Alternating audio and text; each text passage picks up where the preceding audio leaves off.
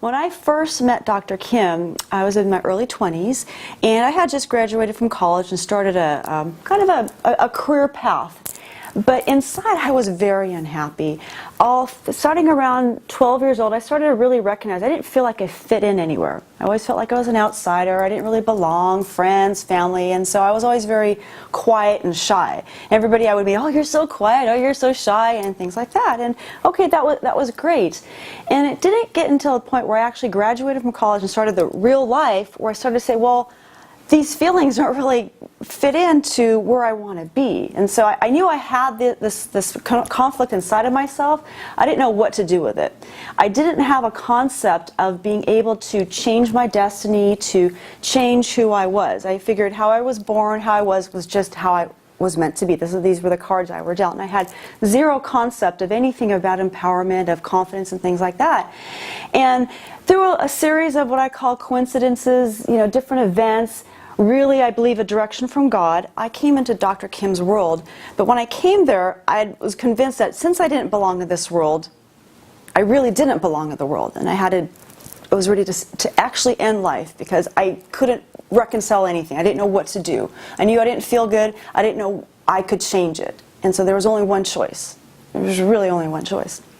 And so I started training, and Dr. Kim, of course, being as gracious and as beautiful and the huge heart that she has, she welcomed me in as a student. But the first several years I was there, I was still that shy person. I wanted to be there. I felt something inside, a little spark, but all the years of, oh, I don't belong, oh, I need to hide away, were still there. And so it was a lot of work for Dr. Kim to break down those barriers because I couldn't talk to people. At school, we have, for example, we have classmates that that are in your classes. Well, walking down the hallways, if I would see somebody, I would look down and want to walk past them because I felt if I said, hey, how's it going or something, they would look back, who are you? Why are you talking to me? I mean, I really had no self-worth. And so I couldn't talk to people, and I was very shy. And so what Dr. Kim brought out of me was what was really in me, I believe, are the true gifts from God, to be able to just to speak to people and relate and have the knowledge and the acceptance of what Dr. Kim brings to people. The ability, you don't have to feel bad. You don't have to feel left out. You don't have to have any of these negative emotions that aren't really part of your real self. And that's a very interesting concept because growing up that way, those were part of me, and I thought they were real. But then Dr. Kim says, no, those aren't real. In 7 Steps to Inner Power, she talks about how all those negative ideas are just a shadow of something that's really real.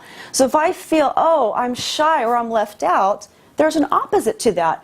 I'm outgoing and I belong.